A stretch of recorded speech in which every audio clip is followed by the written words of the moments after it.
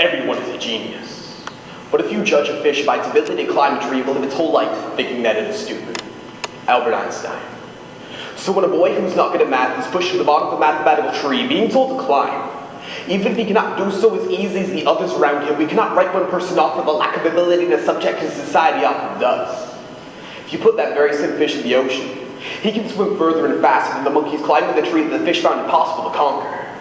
Just as a boy may have his own ocean, whether it be English or things that school does not accurately mark, no child is ever stupid. In grade school, I was that fat kid with glasses who never excelled in classes. I just sat there while time passes by, barely getting 60, sitting in my seat, watching friends get gold stickers while I felt defeat. They called me dumb, they laughed, they joked, so many left notes on how I can't do better, so I listened. I became the person they thought I was. In high school, now I'm a loser. My grades dropped further, bottoming in academic math, getting 50s in science, being told I'm compliant by teachers. I was just never good enough in grade. So this is for those who are told you're dumb, stupid, and those degrading names. You're told you'll never reach your dreams of riches or fame. You push for acceptance with them, the in crowd. You will never be on par. You will never be the same. Slowly your dream torn to pieces, thinking you will never be that doctor, lawyer, or teacher, that you should not even try. Just give up. But I say you can't. I say too many people will be mentally destroyed and crushed just because you were told you were too dumb to give up. So this became your reality.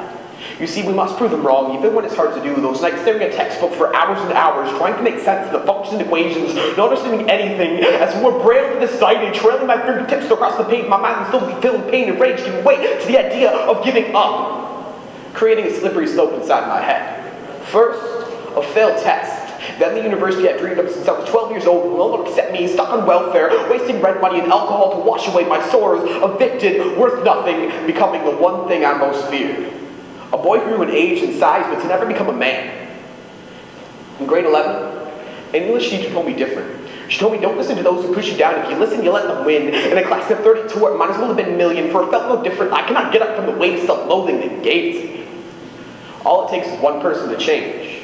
One compliment, you give a person a brand new life. You see, I say thank you to her, but she simply replies, that's why I became a teacher. Now, 2 years later, I not only got early acceptance to one school, but every school I applied to. So don't mind me if I do a happy dance the day I graduate from, or jump for joy the day I had a career of my dreams, because against all your false odds, I made it. Now I will show the world that I proved them wrong, for when you succeed and show it, you show other people that it is possible with the so-called idiots and unintelligent losers that we can succeed against all odds as well. It is time for us to accept our duty and show people, yes, we are different, but it's those differences that make us winners. We must carve a safe passage and people to follow and maybe, just maybe, change the world one textbook at a time. I'm a slam poet. My name is Scherle. I'm actually a first-year student, just a little freshman. And I was talking to Anika the other day, and we decided that grace does not define yourself. So I did a little poem because I'm angry about being a poor kid going to university. Everybody goes through it, you know, that ramen noodle life. And so this is what I came up with. When I was a boy, I used to smile. I smiled like life was perfect because that's all I thought it was. That's all I knew it was. I smiled until I grew, and as I grew taller, my smile grew smaller. You see, doctors don't understand the correlation of a kid who gets more depressed as they get taller. The taller that you are, the farther you might fall. So now I spend most nights curled up in a ball wishing I was small. Doctors offer me pills, but my depression is a development of my surroundings. The government calls it middle-class poverty, where I don't have enough food in the fridge. Of course, the government doesn't give a shit because of the class that I've barely fallen. In my bank account, I have $17.22 in 3 days to make it to my next paycheck. I have to buy dinner, lunch, and breakfast, so twice the deal pizza on Rice Road and Welland costs $7.90 for an extra large pepperoni pizza, and that will last me for the 3 days. But then it also costs $5 to get there and back to Brock, or $3.50 to get to my honey. And honey, I adore you. So people don't understand why it doesn't make sense for these poor kids who drop out, like the government waves a 30% tuition flag off in front of our face, but we can never reach it. We have to go out of our way to grab it.